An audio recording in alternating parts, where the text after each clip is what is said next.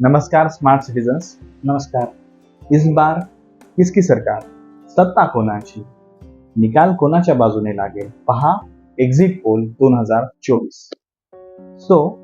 आज देशाचा माहोल काय आहे, कसा आहे, आपण या गोष्टी तर आपण चर्चा करणारच आहोत। 7 फेजेस मध्ये इलेक्शन झालंय। 1 तारखेला 7th फेज कंप्लीट झाला आहे। अवघे काही तासच बाकी आहेत आपल्याला कळण्यासाठी, रिझल्ट येण्यासाठी आणि मोदीजी पुन्हा पंतप्रधान बनणार का याचं उत्तर मिळण्यासाठी। तर चला आपण या चर्चेला सुरुवात करूया। तर आज आपल्यासोबत ॲडव्होकेट अतुल गणेश बच्छावजी सोबत आहेत या चर्चेमध्ये सहभागी घेण्यासाठी, या चर्चा करण्यासाठी। अतुलजी, आपलं काय मत आहे की सध्या देशाचा माहोल काय म्हणतो, देशामध्ये कोणत्या कोणत्या घडामोडी घडत आहेत, काय झालंय, इलेक्शनच्या बाबतीमध्ये आपला काय मत आहे? नमस्कार सगळ्यांना स्मार्ट सिटीजन मध्ये। यावेळेस आपल्याला पाहायला मिळालं की पूर्ण देशभरामध्ये स्वाभाविक आहे 10 वर्ष झाले आज पंतप्रधान नरेंद्र मोदीजी देशाच्या पंतप्रधानपदी आहेत। आणि स्वाभाविक आहे एवढे दीर्घकाळ सत्ता जेव्हा एखाद्या व्यक्तीकडे असते, एखाद्या पक्षाकडे असते, तर अँटी इन्कम्बन्सी ची लहर आपण कुठे ना कुठे पाहायला मिळते। आणि त्याप्रमाणे विरोधक सुद्धा आपले हे काम करत असतात की कुठला तरी मुद्दा आपल्याला हाताशी लागेल का, या देशात आपण कुठला तरी मुद्दा घेऊन समाजापुढे जाऊ शकतो का। पण यावेळेस एवढं 10 वर्ष गव्हर्नमेंट चालल्यानंतर सुद्धा आपल्याला पाहायला मिळेल की विरोधकांना पाहिजे तसा मुद्दा मोदी सरकारच्या विरोधामध्ये उभा करता आला नाही। ही या इलेक्शनच्या फेजमध्ये एक विशेष गोष्ट मला जाणवली। आणि दुसरी गोष्ट अशी जाणवली की ज्या मुद्द्यांवरती फोकस असला पाहिजे होता सरकारला घेरण्यासाठी किंवा सरकारला जागृत करण्यासाठी, तर विरोधकांनी त्या मुद्द्यांना म्हणजे मला असं वाटतं की त्यांनी स्पर्शच केला नाही। असं मला एकंदरीत आज या देशाचा माहोल वाटतो। कसं आहे की लोकांना आज प्रत्येकाला माहिती आहे की एवढे वर्ष सत्ता आज पंतप्रधान नरेंद्र मोदींच्या हातामध्ये आहे।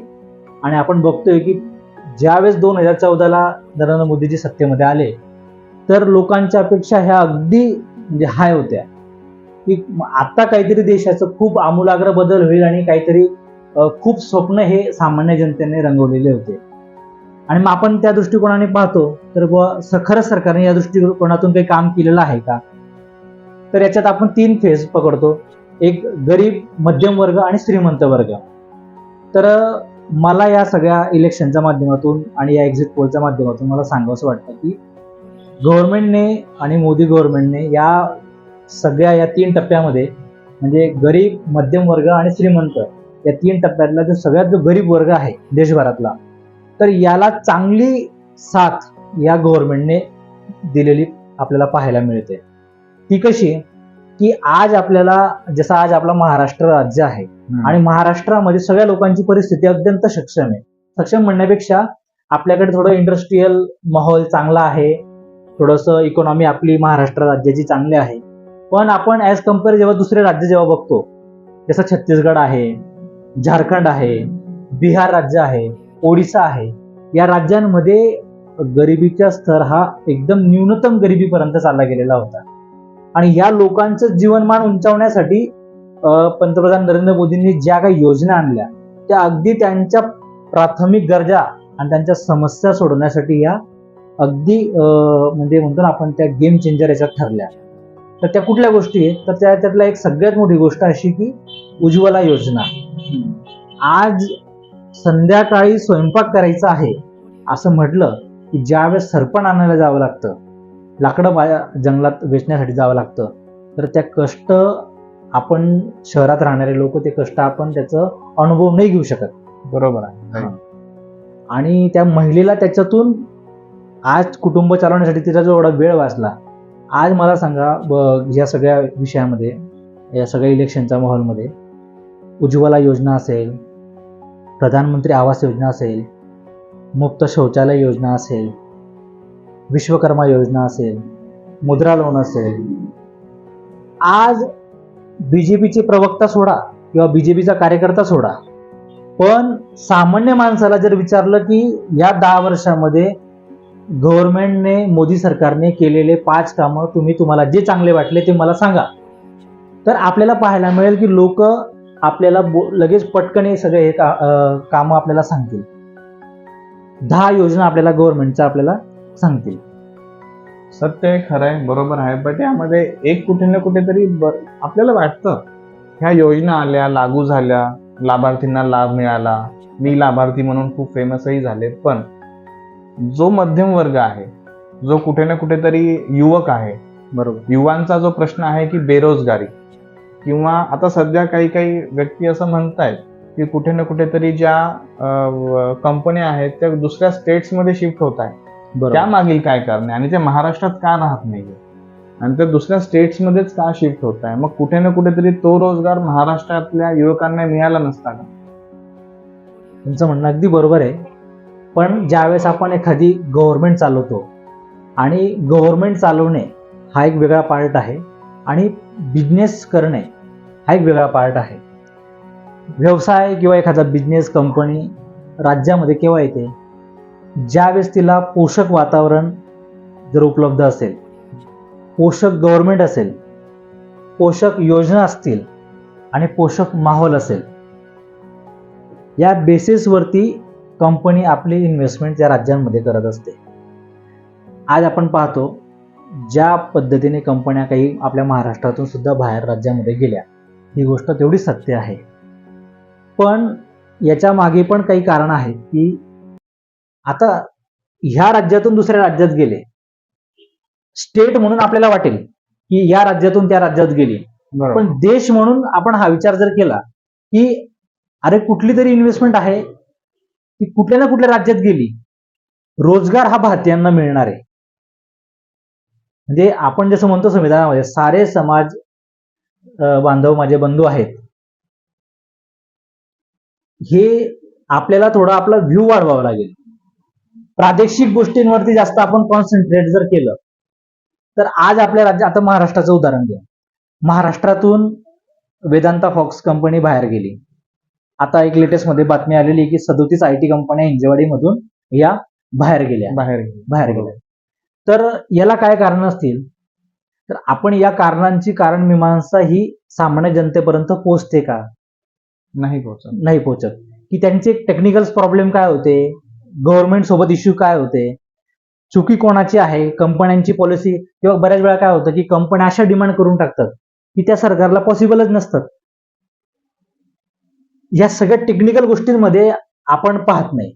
आणि याच्यात काय होतं की समजा आज काँग्रेस सत्तेमध्ये असली आणि एखादी कंपनी बाहेर गेली तर स्वाभाविक आहे बीजेपी वाला तिच्यावरती हावी होणार आणि तो मुद्दा पूर्ण राज्यामध्ये फिरवणार. बरोबर. आणि त्याच वेळेस बीजेपीची गव्हर्नमेंट असली तर त्यावेळेस काँग्रेस किंवा इतर जे कोणी त्या राज्यामध्ये जे प्रबल पक्ष आहेत ते त्या विरोधात आवाज उठवणार. पण ही टेक्निकल सगळी जी गोष्ट आहे, ही अनालिसिस जी आहे, याच्याकडे आपला मीडिया सुद्धा दुर्लक्ष करतो आणि सामान्य जनतेपर्यंत याचं टेक्निकल अनालिसिस हे जात नाही. राईट. म्हणजे आपल्याला एक हा यामध्ये मुद्दा आपल्या लक्षात घ्यायला हवा की ज्या काय IT कंपन्या दुसऱ्या स्टेटमध्ये गेल्या आहेत त्या देशाबाहेर नाही गेल्या, तर देशांतर्गतच त्याचं स्थलांतर झालं आहे. आणि राहिला प्रश्न रोजगारीचा, जे रोजगार इथं आहेत तेच रोजगार भारतीयच असतील, भारतीय युवकच असतील, आणि त्यांनाही तिथे रोजगार मिळणार आहे. बरोबर. तर यातला असा भाग नाहीये की कुठे ना कुठेतरी की तुम्हाला आपल्या इंडियाच्या बाहेरच कुणीतरी गेला आहे किंवा वगैरे वगैरेचा काही एक पार्ट यामध्ये झालाय. पण स्टील एक महाराष्ट्रीयन म्हणून, एक महाराष्ट्रामध्ये राहणारा आपण व्यक्ती आहोत, तर कुठे ना कुठेतरी ते वाटतं एक महाराष्ट्राकडे की दुर्लक्ष झालंय म्हणून. दुर्लक्ष म्हणण्यापेक्षा जितकी स्टेबल गव्हर्नमेंट राहील तेवढं कोणालाही, आपण म्हणतो ना की एखादा व्यक्ती स्थिर असला की त्याला निश्चित 2 जबाबदाऱ्या जास्त मिळतात, आणि एखादा व्यक्ती चंचल असला की त्याच्यापासून लोक थोडस दूर जातात. तर हे सामान्य माणसाबद्दल जर लागू आहे तर हे शेवटी राजतंत्र आहे आणि राजकारण आहे, सत्ताकारण आहे. तर याच्यामध्ये ह्या गोष्टी किती मॅटर करत असते, कारण की ज्यावेळेस एखादी कंपनी येते तर ती कंपनी तिचे ऍसेट्स, लायबिलिटी, सगळ्या गोष्टी तिथं तिच्या लागलेल्या असतात आणि तिचं पूर्ण भविष्य त्या कंपन्यांच्या त्या इन्व्हेस्टमेंटवरती असतं. त्याच्यामुळे त्या सगळ्या टर्म्स अँड कंडिशन पाहून एक स्टेबल गव्हर्नमेंट जर असली तर कोणीही 4 पावलं पुढे सरकतं. आता याच्यात मला एक मुद्दा असा सांगावासा वाटतो की देशात अनेक चांगल्या योजना नरेंद्र मोदींनी राबवल्या, सरकारने राबवल्या, आणि आता आपण म्हणतो 10 वर्ष झाले, अँटी इन्कम्बन्सी आहे की नाही आहे. आहे ना, नक्की होती. लोकांच्या मनामध्ये तीव्र भावना होती की अजून काही विषयांमध्ये काम झालं पाहिजे होतं, पण त्या विषयांमध्ये काम झालं नाही. जसं आज आपण 2 विषय मला जे प्रामुख्याने सांगावेसे वाटतात. जसं एक स्टार्टअप कल्चर आपल्याकडे आता डेव्हलप झालेलं आहे, की प्रत्येकाच्या मनात काहीतरी एखादा उद्योग मी करावा, काहीतरी नवीन व्यवसाय उभा करावा. पण स्टार्टअप कल्चर डेव्हलप झालं, पण त्याच्या कॉम्प्लिकेट्स पण तेवढ्याच उपलब्ध आहेत मार्केटमध्ये, की आज व्यवसाय चालवणं एक वेगळा पार्ट आणि व्यवसायाचं ते सगळे टेक्निकल पार्ट सांभाळणं हा एक वेगळा पार्ट होऊन गेलेला आहे. हो, आणि म्हणजे बरंचसं जे मोदी गव्हर्नमेंट म्हणा किंवा आपण एक गव्हर्नमेंट म्हणूया, बरोबर. कारण की मागच्या काही 10 वर्षांमध्ये एक झालं असं आहे की गव्हर्नमेंट म्हणजे मोदी आणि मोदी म्हणजेच गव्हर्नमेंट, हे लोकांच्या मनामध्ये कुठे ना कुठेतरी तो पार्ट येत आहे. म्हणून बरेच जण काही जरी झालं तर मोदींवरच ब्लेम करतात, मोदींजींवरच ब्लेम करतात, बरोबर. आणि चांगलं झालं तरी मोदींजींनी केलं, नाही केलं तरी मोदींजींनी केलं. सो गव्हर्नमेंटनी बऱ्याच काही गोष्टी ज्या आहे की कंपनी ज्यावेळेस आपण इन्कॉर्पोरेट करतो, बरोबर. ज्यावेळेस कंपनी इन्कॉर्पोरेशनचा विषय येतो त्यावेळेस बऱ्याचशा गोष्टी त्यांनी आता स्मूथ लाईन केल्या आहेत. म्हणजे की कंपनी इन्कॉर्पोरेशन हा जो पहिले किचकट विषय असायचा, एमसीएच्या वेबसाईट्समध्ये खूप अपग्रेड्स झाले. बरोबर. एक व्यक्तीला ते कळायला लागलं. आज एक पर्सन म्हणून पण तुम्ही कंपनी कशी इन्कॉर्पोरेट करू शकता, 1 पर्सन कंपनी काय आहे, किंवा प्रायव्हेट लिमिटेड कंपनी कशी रजिस्टर करायची असती, त्याच्या काय गोष्टी आहेत, या प्रोसेसला स्मूथ लाईन करण्यात आलं, जे की पहिले बरंचसं कॉम्प्लिकेटेड होतं. बरोबर. या लेवलवर स्टार्टअपसाठी त्यांनी बऱ्याचशा काही गोष्टी स्वाभाविक याच्यात आहे ना, स्टार्टअपसाठी जे डिजिटल ज्या सगळ्या फॉर्मॅलिटीज होत्या त्या अगदी सोप्या झाल्या, आणि व्यक्ती स्वतः करू शकतो इतक्या त्या सहजही झाल्या, सहजरित्या झाल्या. पण एक असं आहे की आज आपला देश हा विविधतेने नटलेला आहे. आपल्याकडे डायव्हर्सिटी खूप मोठ्या प्रमाणात आहे. राज्य आणि एवढ्या बोली भाषा आहेत, राज्य परत आपले विषय वेगवेगळे आहेत, आणि सडनली एका मिनिटात किंवा एका कालावधीमध्ये हे सगळं कल्चर चेंज होईल असं होत नाही. याला एक कालावधी जावा लागतो. आज आपण 2014 पासून एक डिजिटल युग आपण ज्याला म्हणतो, आज पंतप्रधान नरेंद्र मोदींच्या म्हणजे म्हणतो आपण त्याला एकदम अथक प्रयत्नांनी आज भाजीपालावाला असो किंवा चप्पल शिवणारा व्यक्ती असो किंवा केळे विकणारा व्यक्ती असो, म्हणजे अगदी ग्राउंड लेवल पासून तर श्रीमंतांपर्यंत आज जो युपीआयचा वापर सुरू झाला आपल्या देशामध्ये, तर हा सगळा पैसा आपल्या इंडियन इकॉनॉमीमध्ये झाला, आणि जो पैसा इनडायरेक्टली कॅश टू कॅश व्यवहार होतो ते सगळेच्या सगळे व्यवहार कॅशलेस झाले. तर डिजिटल युगाचा म्हणतो ना आपण त्याला की आधुनिक महात्मा ज्याला आपण म्हणू, तर ते म्हणजे असं वावगं ठरणार नाही की नरेंद्र मोदींना म्हटलं तर. आता याच्यात सगळे आपण म्हणू, आता आपला मेन मुद्दा असा आहे की बाबा इलेक्शनमध्ये एवढी अँटी इन्कम्बन्सी विरोधी पक्षांनी सगळी दाखवली देशभरामध्ये, की मोदींच्या विरोधात खूप मोठं वातावरण आहे, सगळ्या गोष्टी आहेत, आणि पसरवण्यात आलं की बाबा जसं आता महाराष्ट्रामध्ये अनेक आंदोलनं पण झाली, काही ठिकाणी काही इलेक्ट्रॉनिक बॉन्ड्सचा विषय आणण्यात आला. पण मला एक या सगळ्या इलेक्शनच्या पिरियडमध्ये मला एक ऑब्झर्वेशन जाणवलं की मोदी गव्हर्नमेंटमध्ये आणि बीजेपी पक्ष असेल आणि विरोधी पक्ष आणि काँग्रेसमध्ये मेजर डिफरन्स काय आहे, ज्याला आपण एकदम प्रामुख्याने सांगू शकतो लोकांना. तो एक विषय असा आहे की आज बीजेपीकडे किंवा पंतप्रधान नरेंद्र मोदींकडे आज विजन आहे की 2047 पर्यंत आपल्याला भारत असा न्यायचा आहे. आज त्यांनी रोड मॅप लोकांना दाखवला, विजन दाखवलंय की आम्ही तुम्ही दिलेल्या सत्तेचा वापर तुमच्या उज्ज्वल भविष्यासाठी अशा पद्धतीने आम्ही या मार्गाने जाणार आहोत. तो कितपत होईल नाही होईल, त्याला काय अडचणी येतील, तो सगळा पुढचा विषय आहे. पण मी किमान इमारत अशी बांधणार आहे ही गोष्ट भारतीय जनतेला पटवण्यामध्ये नरेंद्र मोदी आणि भारतीय जनता पार्टी ही यशस्वी झाली. आणि जे काही गव्हर्नमेंटचे, नरेंद्र मोदींचे, बीजेपीचे काही जे काही ड्रॉबॅक्स असतील ते लोकांपर्यंत पोहोचवण्यामध्ये काँग्रेस आणि विरोधी पक्ष हे अपूर्ण पडले. त्याचं उदाहरण म्हणजे काय? स्वाभाविक आहे, आज बेरोजगारीचा मुद्दा खूप मोठ्या प्रमाणावरती आहे.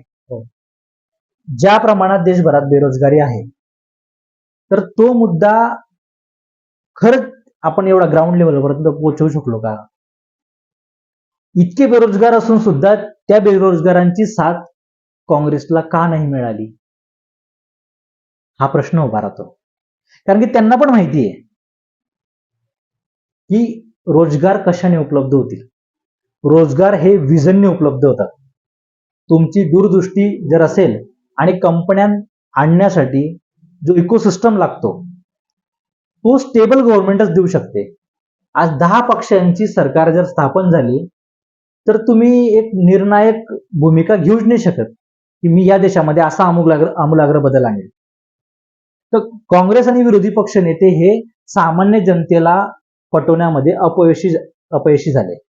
आम्ही तुमच्यासाठी काय करू? आता लोक म्हणतात की बीजेपी कम्युनल आहे, सांप्रदायिक पार्टी आहे. पण तुम्हाला आश्चर्य वाटेल की एवढे 10 वर्ष नरेंद्र मोदी गव्हर्नमेंटमध्ये पंतप्रधान पदी राहिले. त्यांचा जर एक तुम्ही रोडमॅप पाहिला, कार्यकाळ पाहिला, सगळं त्यांच्या स्टडीचं थोडं अनालिसिस केलं तर तुमच्या असं लक्षात येईल की त्यांची योजना ही हिंदू किंवा मुसलमान किंवा ख्रिश्चन, बौद्ध, पारशी, यहुदींसाठी नाहीच आहे. आज नितीन गडकरींनी रोड बनवले, आता रोड बनवल्याच्यावरती सगळे चालतील. त्यांचं विजन जे आहे ना, ते विजन मध्ये मला असं जाणवतं की कोणीही व्यक्ती असो, हिंदू असो का मुसलमान असो, कुठल्याही धर्माचा असो, कुठल्याही संप्रदायाचा असो, विकासाची गती ही त्याच्या उज्ज्वल भविष्यासाठी आवश्यक आहे. आणि काँग्रेस इतक्या 10 वर्षामध्ये मोदी गव्हर्नमेंटचं सगळं अनालिसिस केल्यानंतर आता मॅनिफेस्टोमध्ये काय गोष्टी टाकते? तर आम्ही रिझर्वेशन देऊ. आज काळ असा आहे की जे रिझर्वेशन घेऊन सक्षम झाले, रिझर्वेशन संपावं असं मी या मताचा नाही. आज काळ असा आहे की जर एखादा व्यक्ती सक्षम झाला तर तो म्हणतो की मी सक्षम झालेला आहे, माझी फॅसिलिटी तुम्ही दुसऱ्यांना द्यावी. आज नरेंद्र मोदींच्या एका आव्हानावरती लोकांनी सिलेंडरच्या सबसिड्या सोडल्या, रेशन घेणं सोडलं, अनेक गोष्टी सोडल्या. हे जिवंत उदाहरण आहे. आणि अशा काळामध्ये विरोधी पक्ष लोकांना जनतेमध्ये इलेक्शनमध्ये जाऊन काय सांगताय? आम्ही तुम्हाला आरक्षण देऊ. आणि कोणाला आरक्षण देणार? तर धर्माच्या आधारावरती आरक्षण देणार, जे असंवैधानिक आहे. म्हणजे जी गोष्ट मिळणारच नाहीये आणि मिळाली तरी ती सुप्रीम कोर्टात टिकणार नाहीये, त्याच्यावरती आश्वासनं देणे. आता मला सांगा, या आश्वासनं देऊन मतं खेचण्याचे आता दिवस राहिले का? आपण बघतो अनेक मुद्दे आहेत महाराष्ट्रामध्ये की या सगळ्या आपल्या देशाचं इंजिन महाराष्ट्र समजलं जातं इकॉनॉमिकच्या बाबतीमध्ये. आपल्याला महाराष्ट्र जेवढा स्टेबल राहील तेवढं आपल्याला केंद्र सरकारचा बेनिफिट आपल्या महाराष्ट्राला घेता येईल. आणि आज सुदैवाने अशी सरकार आहे की असे पंतप्रधान आपल्या देशाला मिळालेले आहेत की ते ऑलरेडी 15 वर्ष मुख्यमंत्री होते. म्हणजे ते असं डायरेक्ट पंतप्रधान झाले, खासदार झाले आणि पंतप्रधान झाले असं झालेलं नाही. तर त्यांना एक दीर्घ कालावधी प्रशासनाचा मिळालेला आहे, मुख्यमंत्री म्हणून त्यांचा दीर्घ कालावधी गेलेला आहे. तर त्यांना राज्याच्या काय समस्या आहे हे त्यांना ग्राउंड लेवलला सगळ्या समस्यांचं सगळं अनालिसिस आणि डिटेल्स त्यांच्याकडे आहे. तर त्याचा फायदा आपण राज्य म्हणून आपल्याला निश्चितच घ्यायला पाहिजे आपण, असं मला वाटतं. आज विरोधी पक्ष नेते अँटी इन्कम्बन्सी आहे असं जरी म्हणत असले आणि देशामध्ये मोदी सरकारच्या विरुद्ध माहोल आहे, बेरोजगारी आहे असं जरी म्हणत असले तरी आज जनता त्यांच्या समोर त्यांच्या पाठीशी उभी राहताना दिसत नाही. आज तुम्ही बघा, सगळ्या एजन्सीजने, मीडिया चॅनलने एक्झिट पोल प्रकाशित केले. आज ज्या एक्झिट पोलसाठी आपण सगळेजण आतुरतेने वाट बघतोय, अगदी अवघे काही सेकंद उरलेले आहेत, काही तास उरलेले आहेत आपल्यासाठी. उद्या सकाळपासून आपले सगळे रिझल्ट यायला लागू म्हणजे माहिती होतील आणि पूर्ण हो. देशामध्ये एक चैतन्याचं वातावरण निर्माण होईल. मला सांग, एवढं सगळी निगेटिव्हिटी असताना आज सगळ्या एजन्सीज का म्हणतायत की पुन्हा नरेंद्र मोदी सरकारमध्ये बसतील? कारण बरोबर. की डायरेक्ट बेनिफिट ज्यांच्यापर्यंत पोहोचलेला आहे तो सगळा सायलेंट वोटर आहे. ज्याला मिळालेलं आहे, ज्याला भविष्य दिसतंय, तो काय सांगेल? नाही, मला माझ्या या 10 वर्षाच्या कार्यकाळामध्ये माझ्यापर्यंत ज्या योजना मला मिळायला पाहिजे होत्या त्या मला डायरेक्ट मिळाल्या. आज प्रधानमंत्री आवास योजना आहे, श्रीमंत असो किंवा गरीब असो, आज तुम्हाला जी अमाऊंट आहे, कुठे 2.5 लाख आहे, कुठे सम अमाऊंट आहे, आज तुमच्या खात्यात जाते ना ती. कुठल्या गव्हर्नमेंटने तुम्हाला घर घेण्यासाठी आजपर्यंत 5,000 रुपये तरी दिले? बरोबर. ते पण डायरेक्टली आणि ते डायरेक्ट आले खात्यावर नाही, कुठलं चॅनल मध्ये नसताना. तर ही सगळ्यात मोठी उपलब्धी आहे. आणि म्हणून तर म्हणतात, म्हणजे नरेंद्र मोदी जे म्हणतात ना की आम्ही लोकांचा विश्वास जिंकलाय. म्हणजे एक थोडक्यामध्ये जर का आपण बघायला गेलं तर नरेंद्र मोदी सरकारने ज्या योजना राबवल्या, म्हणजे आपण जे बिझनेस मध्ये म्हणणार की D2C, डायरेक्ट टू कस्टमर, म्हणजे बरोबर, मोदी गव्हर्नमेंटनी जे आहे ते डायरेक्ट टू लाभार्थी, हा एक्झॅक्टली. एक त्यांनी फंडा यूज केला. हा. आणि कुठे ना कुठेतरी त्या गोष्टीचा इम्पॅक्ट आपल्याला पाहायला मिळाला. एक्झिट पोल मध्ये मिळतोय बघण्यासाठी. कारण की जर खरंच बेरोजगारी आहे, कुठे ना कुठेतरी कंपन्या दुसऱ्या स्टेट्स मध्ये ट्रान्सफर होत नाही, एक फक्त आपण महाराष्ट्राच्या व्ह्यूने विचार केला तर त्या कुठे ना कुठेतरी हे जे वातावरण आहे, इव्हन अदरवाईज महाराष्ट्र स्टेट्स मध्ये सुद्धा जे एक्झिट पोलचा जो ओपिनियन आलेला आहे, एक्झिट पोल जो आलेला आहे तो 33 सीट्स बीजेपी अलायन्सला, जे एनडीए सरकारला जो दाखवतो. बरोबर. मग कुठे ना कुठेतरी हा एक विचार करण्याची हे मुद्दा, बेरोजगारीचा मुद्दा असून सुद्धा त्या मुद्द्यावरती विश्वास संपादन विरोधी पक्ष नाही करू शकले. नाही करू शकत. म्हणजे तुमचा विषय लक्षात आला का की बेरोजगारी हा विषय आहे, तो विषय जिवंत आहे, पण तो कन्व्हिन्स नाही करत. ते कन्व्हिन्स म्हणजे लोकांना विश्वासच नाही की आज विरोधी पक्ष हा मुद्दा सोडून दाखवतील.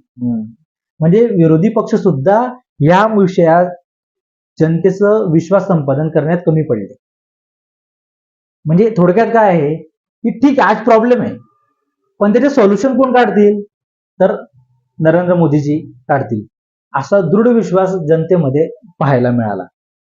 आणि आज आपण पाहतो सगळ्या एजन्सीजने एक्झिट पोल दिलेले आहेत. स्मार्ट सिटीजनचाही काही एक्झिट पोल आहे, आम्ही तुमच्या समोर लवकरच तो मांडू. साधारणतः महाराष्ट्रामध्ये 33 ते 36 सीटा या एनडीएला मिळण्याचे चान्सेस आहेत. आणि देशभरामध्ये बीजेपीला 311 आणि एनडीएला 343च्या आसपास सीटा मिळतील, असा स्मार्ट सिटीजनचा अंदाज आहे.